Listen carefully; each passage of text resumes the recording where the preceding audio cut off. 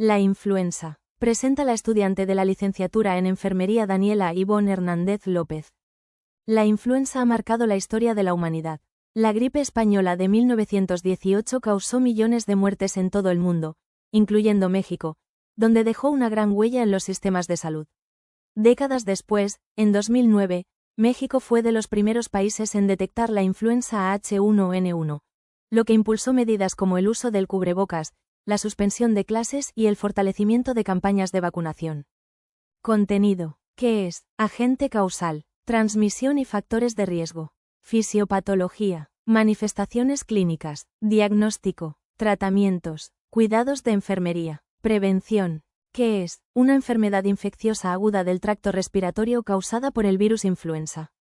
Se considera una de las patologías virales más comunes y con mayor impacto a nivel mundial debido a su capacidad de mutación, rápida propagación y potencial para causar epidemias y pandemias. El agente etiológico de la influenza pertenece a la familia Orthomyxoviridae y se clasifica en 3 tipos: A, B y C. Los virus de tipo A son los más virulentos y los responsables de las pandemias, debido a su alta variabilidad genética y su capacidad para infectar tanto a humanos como a animales. Los de tipo B causan brotes más leves y estacionales, mientras que los de tipo C producen infecciones leves del tracto respiratorio. La transmisión del virus ocurre principalmente por medio de gotas respiratorias expulsadas al toser, estornudar o hablar. También puede producirse al tocar superficies contaminadas y posteriormente llevarse las manos a la boca, nariz u ojos.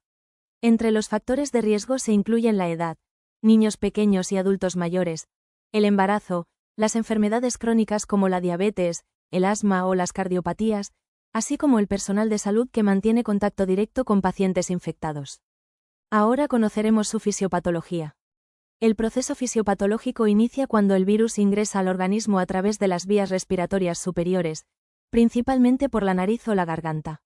Una vez dentro, la hemaglutinina viral se adhiere a los receptores de ácido siálico presentes en las células epiteliales del tracto respiratorio. Posteriormente, el virus penetra en la célula, libera su material genético, ARAN, y utiliza la maquinaria celular para replicarse.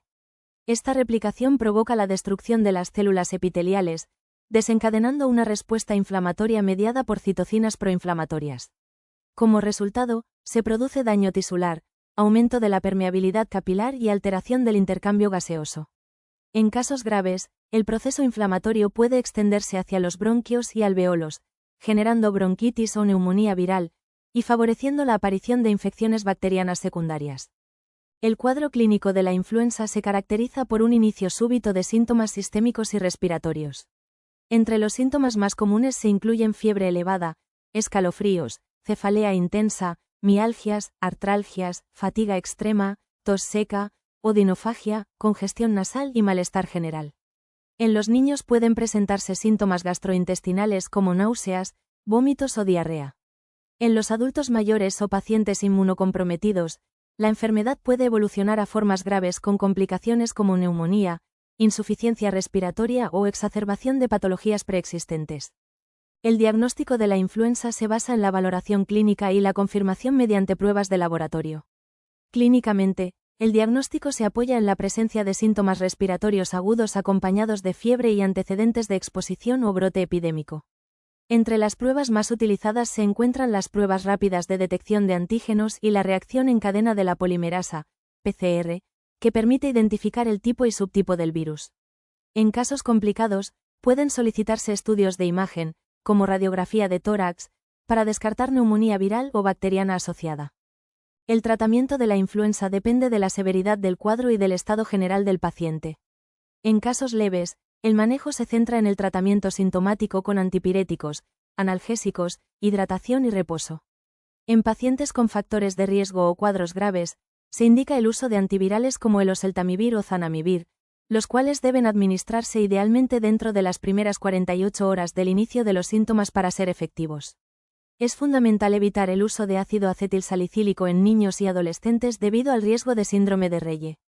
El tratamiento también incluye el monitoreo de la función respiratoria y, en casos severos, el soporte con oxígeno o ventilación mecánica. Ahora pasemos a los diagnósticos de enfermería. Hipertermia. Definición: elevación de la temperatura corporal por encima del rango normal. Relacionado con procesos infecciosos secundarios al virus de la influenza. Evidenciado por piel caliente, enrojecida, aumento de la temperatura mayor que 38 grados Celsius, diaforesis, taquicardia.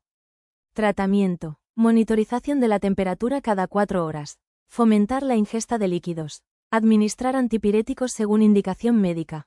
Mantener ropa ligera y ambiente fresco. El siguiente es patrón respiratorio ineficaz. Definición. Inspiración o expiración que no proporciona una ventilación adecuada. Relacionado con inflamación de las vías respiratorias y acumulación de secreciones. Evidenciado por disnea, taquipnea, uso de músculos accesorios, tos, saturación de o menor que 92%. Tratamiento. Vigilar frecuencia respiratoria y saturación de oxígeno.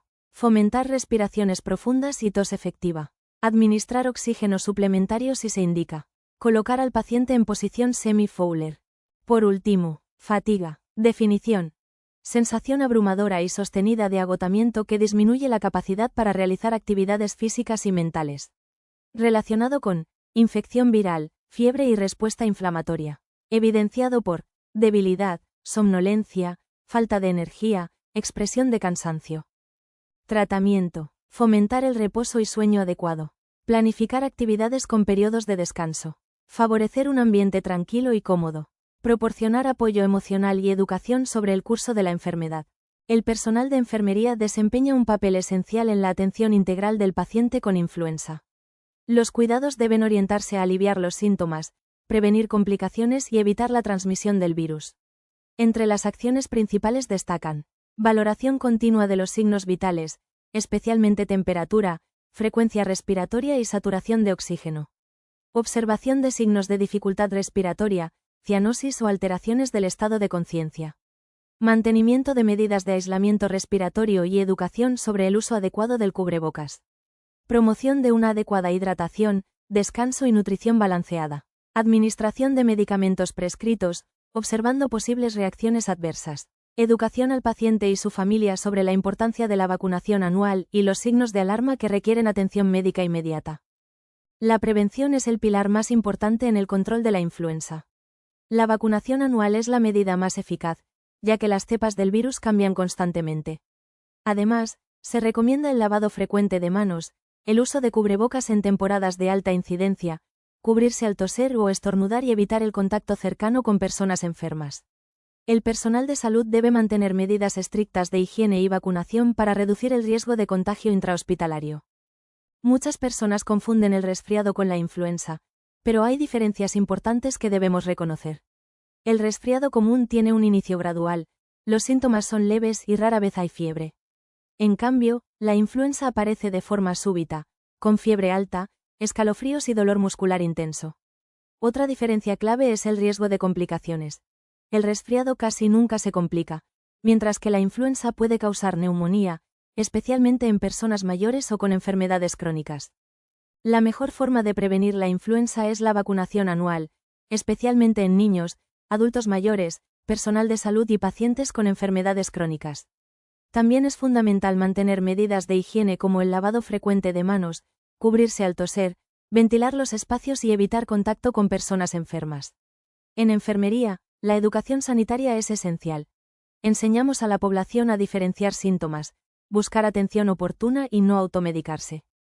La influenza continúa siendo una patología de gran relevancia en salud pública por su alta capacidad de propagación y sus posibles complicaciones. El conocimiento detallado de su fisiopatología, diagnóstico, tratamiento y cuidados permite al personal de enfermería desempeñar un papel clave en la detección temprana, el manejo adecuado y la educación sanitaria de la población. Recuerden que en invierno es importante mantener las defensas altas. Y recuerda que comer frutas y verduras te mantiene saludable. Por su atención, gracias y que tengan un bonito día.